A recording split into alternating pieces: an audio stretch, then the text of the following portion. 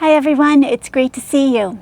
It is May 1st today, and May 1st is a magic number for me.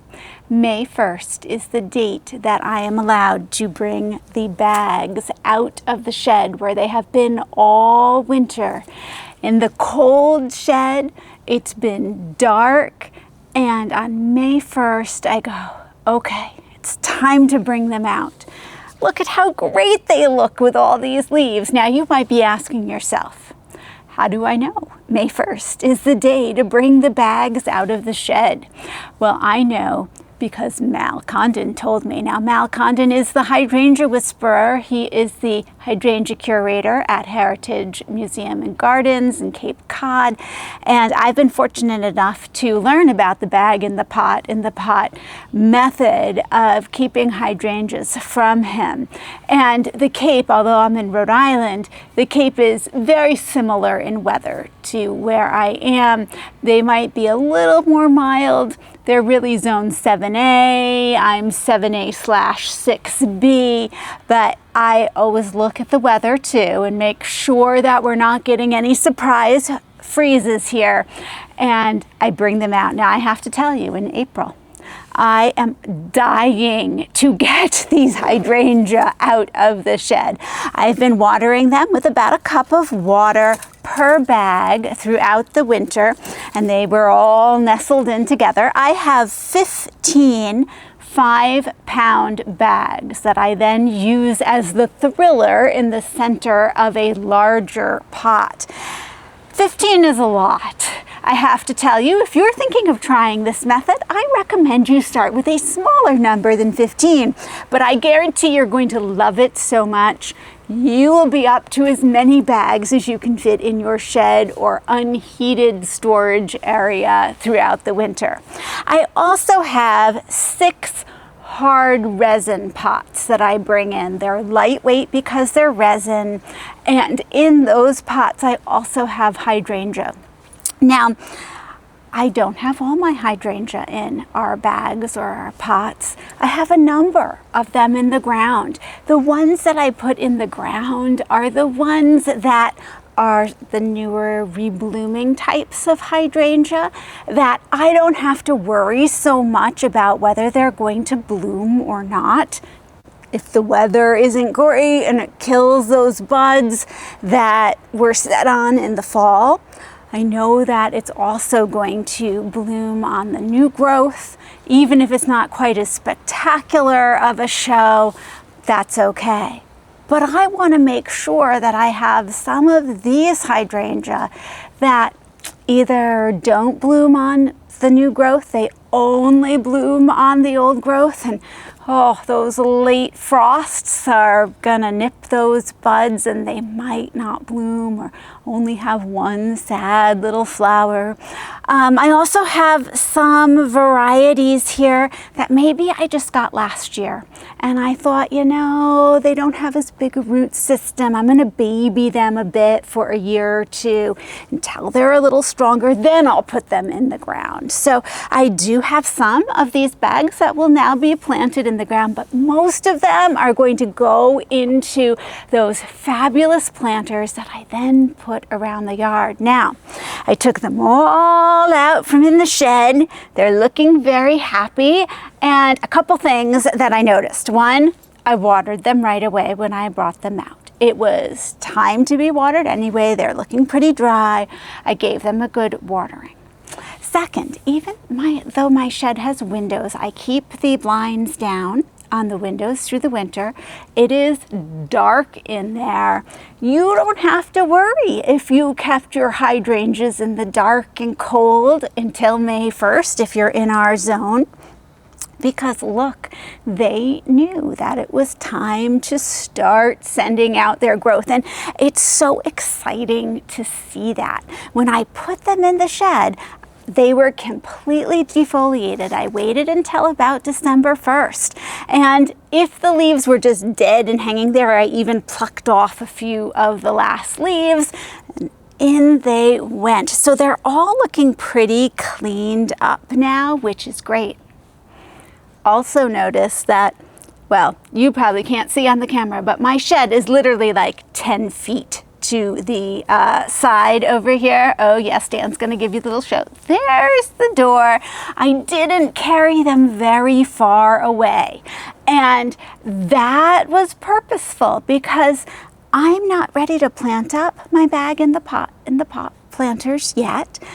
And I'm gonna keep an eye on the temperature for a couple more weeks. If it says we're going to get a cold snap for some strange reason, and we know we've had some strange weather around here, yes, I will put them all back in the shed. I did not get this far to lose the blooms on these hydrangea.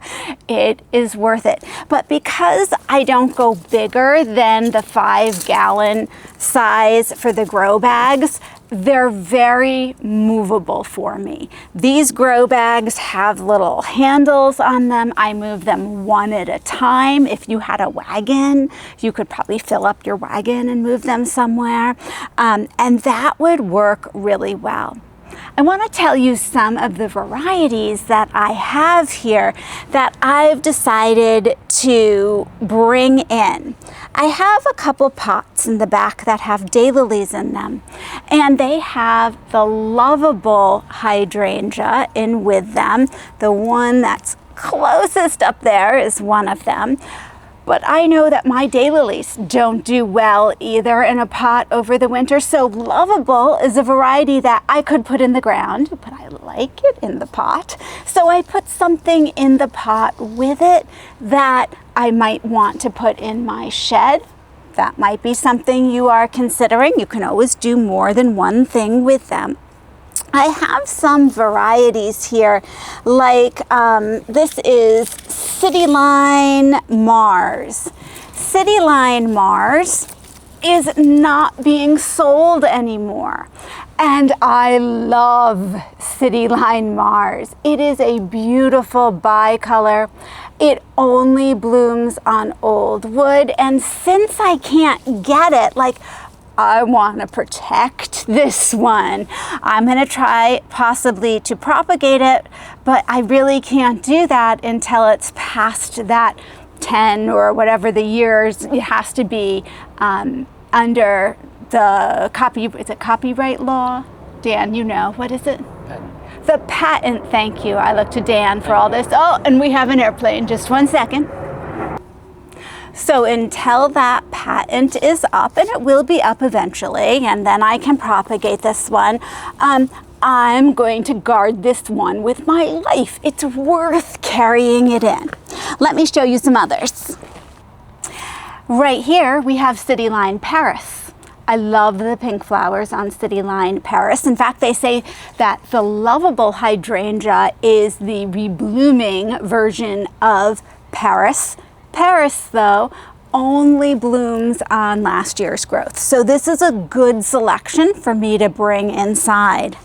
And then right next to it, I have Ruby Blossom. Ruby Blossom I ordered at the end of last year, and honestly, I didn't get a chance to put it in the ground. So that might be another reason that you're bringing a hydrangea in over the winter. This hydrangea, yes, would have done fine in the ground through the winter, but when it's in a pot or a bag, we have that cold air surrounding it. You have to have a hydrangea that can go at least 2 zones below where you're growing in order to leave them out. And I definitely did not trust this one out all on its own. It might have made it, but I want this hydrangea. So this one will go in the ground, but it overwintered safely. Let's see who else I have here. Oh, we have, this is Double Down. Double Down could go in the ground, but honestly, it does so well for me in a bag. It makes a great thriller in the center of the pots. I have one in the ground, and then I have this one that I can put wherever I want in the yard each year and move it around. Ooh, I am so excited about these two. Now, these are not in bags. These are just in pots that lower into the tall pots. So I took them out and brought them in. Same concept though, the pot in the pot, the bag in the pot. And so I brought this in. Both of these I got last year. This is Fairy Trail Fresco, which is a cascading hydrangea. When I got them last year, they were very tiny. They didn't bloom last year. I planted them in here. Fairy Tale Fresco is a little on the tender side. So they're saying probably zone 7. But remember, when they say it's hardy to zone 7, that means the roots won't die. It doesn't mean your blossoms will live. So I want this to bloom. It blooms on last year's wood. So it set its buds last fall. So I'm going, okay, I want to protect those. The cool thing about these cascading hydrangeas, which were new on the market in the last couple years, are that they set blooms all the way down the branches here. So that is going to be so much fun to see how they do. Because they cascade, I want them on a planter that's going to be high so we can start growing those branches out and having them look nice and drapey. There are 2 others in this series. This is the Fresco, which will be either blue or pink according to the acidity of your soil. They also have a Fairy Trail Bride, which is white, and a Fairy Trail, I'm not sure what they call it, but it's the green color of the actual blossoms. Those are some that you might want to experiment with if you see them in a nursery. Here's City Line Vienna. City Line Vienna also is an old growth bloomer, so this is a good one to keep in the shed or your cold basement or your cold garage. Some of these I just have used in the center, like this one here. This is Wedding Gown. I could put it in the ground. Honestly, I love it. It's the thriller. I love being able to take these, drop them in the pot, boom, instant beauty. In those same bag in the pots, you've seen me do other things. I have put, let me see, forsythia in. Forsythia is past now, but the hydrangeas weren't ready, so I could put that in. You can put evergreens in throughout the winter. It is such a versatile method. I love it. In fact, I'm going to grab one of these and I'm going to show you how I would lower it into the pot in the pot up on my deck.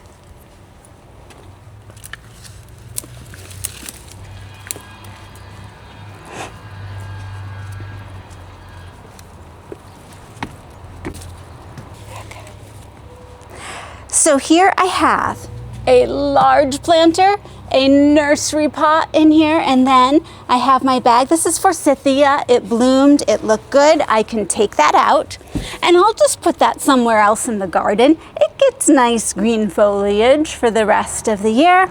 And now I can lower in my new thriller, my beautiful hydrangea. And you saw that I had trimmed and tidied up my heuchera here. You can use perennials in this rim gap. You can use annuals. I'll do some trailing petunias probably. It's great. Okay, but this guy's going back close to the shed because you never know if it's going to get cold. Lifted the other nursery pot right out here. I'm going to take it out. There we go. And you can just see how nice this nestles right in. I have that pot riser, and I have a whole playlist on the bag and the pot method. So if you haven't seen those yet, I highly recommend you take a look for some ideas. Let's bring this down. So now that you're here, one question that I hear a lot is, so this is the same dirt from last year. Do you fertilize them? Well, I have to tell you, hydrangeas like water the most. The most important thing is going to be to water them. I will do 1 little scoop of Osmocote, any type of time release, those little tiny balls that you get. You sprinkle 1 little spoonful around. That's all I do for the whole season. Honestly, I am not the best fertilizer, and they don't need a lot. That time release fertilizer, when you water it, it gives it a little extra kick. That's usually enough for them. You might want to consider whether you want this type of macrophylla hydrangea to be blue or pink. I put potting soil in the bottom here, and potting soil comes to you neutral. So usually you're going to have pink blossoms. If you want to make your soil more acidic, you can add acidifier, which you get from your nursery. It comes in a bag, and you would want to look at the directions carefully, mix it in with a little water, and you could water them for that. It might make it a little purple, a little blue. You can add garden lime the same way. That keeps it more on the pink side. And I would just mix that in with some water according to the directions. And when you mix it with the water, it makes it not so strong, just hitting the roots. So I always like to mix things in with water. I just think it is a much safer way. Are you going to kill these if you give them a liquid Miracle-Gro? Probably it's fine. I don't do that. I don't feel like they need it, and honestly, there's so much of the garden to take care of. It's all I can do to sprinkle that Osmocote around them. So I hope this gives you some idea of getting your bags out of the cold area. And oh, they look so good. They're going to want water now. They are growing. Make sure you give them water. But you don't need to be out watering them 3 times a day either. I like to water from the bottom so we don't get the water on the leaves as much. So I come in with my hose, I just water the bottom, and usually I do that in the evening or early morning. If you see your hydrangeas that are macrophyllas and their leaves start to droop as they get bigger in the midday because it's so hot, don't panic. If you've been watering them well, they're probably fine. It's just that in that sunlight or the heat, they have a lot of water that's evaporating, so they look all wilty. They will perk back up as soon as it hits evening time. So, oh, this is going to be such a great crop of hydrangea, and I just made a list. There are 3 hydrangea on my list that I'm looking for this year. So if you have any guesses for what those hydrangea might be, drop those in the comments below. Also, let me know, have you given this a try? How is it going for you? And if you're going to give it a try, let me know that too. Thanks so much for joining me, and I'll see you in the next video.